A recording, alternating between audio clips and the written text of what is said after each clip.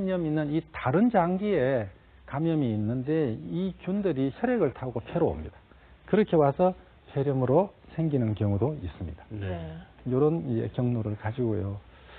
그다음 이제 모든 질환이 비슷하지만 폐렴도 연령이 높아질수록 훨씬 더 이제 중대한 결과를 일으키거든요. 예. 이게 2018년 기준의 데이터를 보면 노인 굉장히 문제입니다. 65세 이상 사망 원인의 1번이 폐렴입니다. 예. 예. 상당히 높군요. 굉장히 높습니다. 한 50세 이상으로 가정을 하면 50세 이상 중에 감염 질환으로 사망하는 것 이것만 뽑아서 보면 역시 폐렴이 또 1위가 되고요. 국내 전체 사망 원인의 약 한 3위 정도가 됩니다. 그래서 굉장히 이 폐렴은 우리 여러 가지 사회 경제적으로 의료 비용을 많이 발생시키는 그런 질환이 되겠습니다. 네. 특히 고령자들에게 이 폐렴은 폐암보다도 더 무서운 질환이 될 수도 있겠다는 생각이 네. 듭니다. 그렇다면 폐렴을 일으키는 위험 요인 어떤 것들이 있는지 구체적으로 한번 알아볼까요? 예, 폐렴이 이제 잘 생기는 경우라고 보시면 되겠습니다. 네. 준비해온 자료를 좀 보겠습니다. 네. 앞에 보시면 6가지 내용이 있죠. 담배 피우는 경우, 또 연세가 높은 경우, 또 면역력이 굉장히 떨어져 있는 경우, 항생제라고 돼 갖고 있는데 지금 항생제 자체가 문제라는 뜻이 아니고요. 항생제를 너무 많이 쓰시는 분들, 아무래도 내성이 있기 때문에 네. 항생제 많이 쓰시는 분들이 폐렴에 취약하다. 또 그 다음은 집단 거주, 우리 주변에서 흔히 볼 수 있는 것은 요양시설입니다. 그 다음 만성질환 갖고 계시는 분들인데요. 흡연은 보시다시피 여러 가지 기침 반사라든지 기관지에 이렇게 보면은 약간 털이 나 있습니다. 이게 가래를 자꾸 밖으로 배출하는데 이런 기능을 굉장히 떨어뜨리고요. 나이는 아까 좀 전에도 보시다시피 굉장히 위험이 높죠. 네. 높습니다. 항암 치료, 방사선 치료 이런 치료를 받고 있는 분들은 위험률이 4배에서 7배까지 올라가는 걸로 그렇게 되어 있습니다. 다음 이제 만성 질환을 이렇게 구분해서 도대체 폐렴이 얼마나 많이 생기는가 이렇게 보시면 당뇨병이 약한 일반인에 비해서 3배 정도 발병률이 높습니다. 네. 담배를 태우는 분과 심장 질환을 갖고 있는 분은 공이 한 4배, 5배 정도 높죠. 굉장히 높습니다.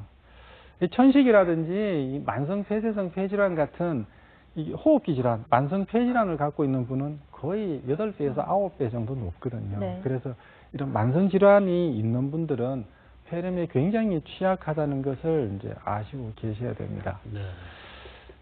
이것도 또 잘 모르실 것 같아요. 그러면 폐렴이 생겼을 때 우리가 원인을 다 알 수 있는가? 절대 그렇지 않습니다. 잘해야 절반입니다. 그 교과서에 따라서는 30% 정도만 찾을 수 있다. 이런 이야기도 하거든요. 네. 그러니까 거꾸로 말하면 나머지 50% 정도는 균도 잘 모르는데 치료는 해야 되는 이런 상황이죠. 네. 그런 상황이 됩니다. 어쨌든 폐렴이 생기는 원인의 거의 한 절반, 가장 많이 차지하는 게 이 폐렴 사슬알균이라는 것이 되겠습니다. 폐렴 구균이라는 같은 말입니다. 결국 많은 경우에서 모른다. 그럼 어떻게 치료할 거냐? 세 번째 보시면 이렇게 적어놨습니다. 우리나라에서 흔한 폐렴의 원인균과 치료법에 대해서 정리가 되어 있다는 거죠. 이건 결국 원인균을 모르는 게 절반이니까 다 이 지역마다 조사를 해서 우리나라에는 어떤 균이 많다. 그럼 처음에 균을 모르더라도 이런 균이 많으니까 혹은 환자가 어떤 상황이니까 이거에 맞추어서 치료법이 정해져 있습니다. 네. 네. 그 다음 마지막에 보면 요양병원 입원이라는 게 있죠. 혹은 최근 항생제 사용하신 분들 이런 분들은 내성이 생겼을 가능성이 조금 더 높습니다. 네. 그래서 좀 더 높여서 치료를 하는 경향이 있습니다. 네. 다음은 이제 아시다시피 폐렴 1년 중에 언제 많이 생기느냐죠. 이게 1월부터 12월까지 한번 폐렴 발병 추이를 쭉 본 겁니다. 보시다시피 겨울이죠. 1월, 12월, 11월.